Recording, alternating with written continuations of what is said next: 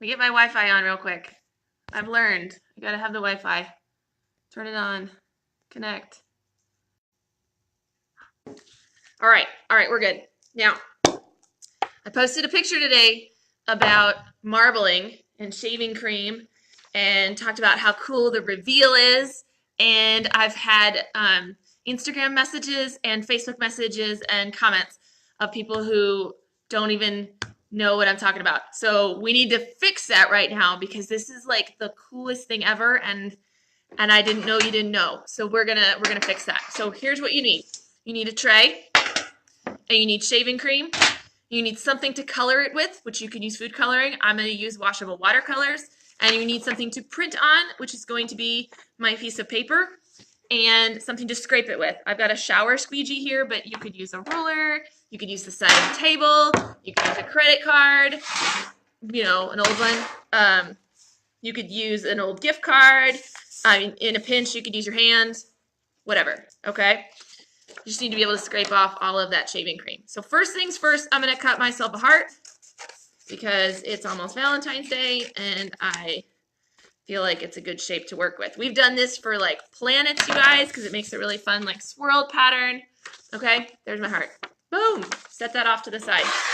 This is going to be really fast because I got things to do. Let's shake up our shaving cream. We get our shaving cream from the dollar store and you spread it out all over the tray. Now, this is fun for the kids to squirt. It's good for their finger strength. It's good for their muscles, and they enjoy it. If they get a big glob of it in the center, like they don't spread it out, you can use a spatula to go ahead and spread it. Okay, and then comes the fun part. Here we're going to drop on different colors. So I'm using liquid washable watercolors. Let me tip my camera down. You can use food coloring. Just keep in mind that your food coloring, well, it's not washable. So, you know, there's that. I feel like I don't like it when I cut my head off, but we're going to do it anyway. I'm not even going to pour this into paint trays. So, tough.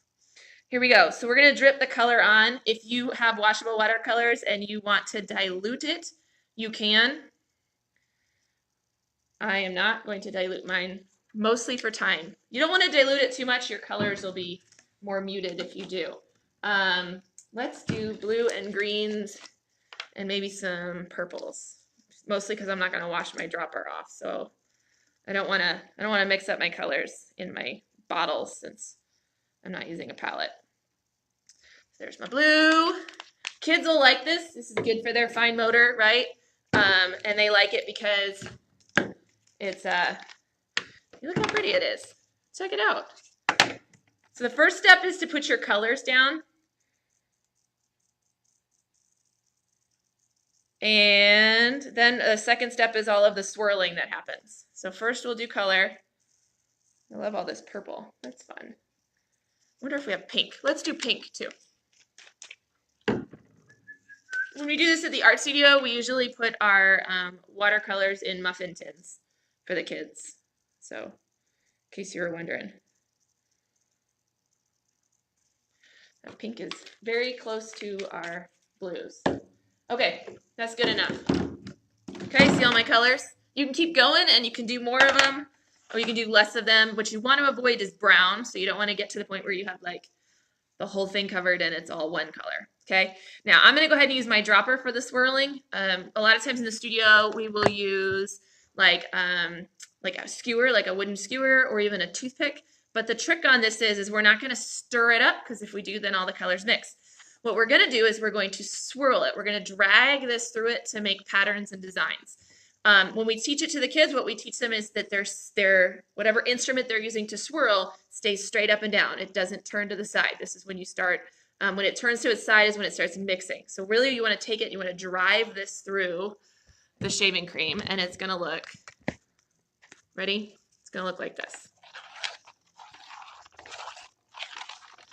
And you can go in any sort of pattern or order. You want to do this with something that is kind of skinny.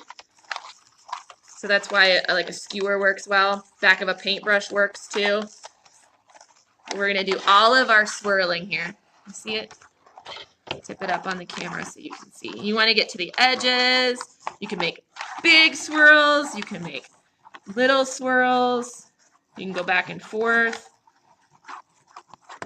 You got to know when to stop though, because at some point in time, it does end up getting mixed together. But so this looks pretty cool, right? I mean, just in and of itself, it's pretty awesome.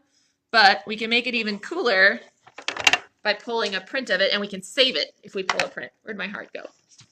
Okay, so when you're done with the swirling step, you take your paper and you're going to place it right on top, and you're going to squish it down. And what you're trying to do here is make sure there aren't any air bubbles underneath it, because if there's air bubbles, then it doesn't print. So I'm going to squish it, not all the way to the bottom, just enough that I make sure there's no air in it. Ooh. Okay. Everybody with me so far? It feels so soft and pillowy.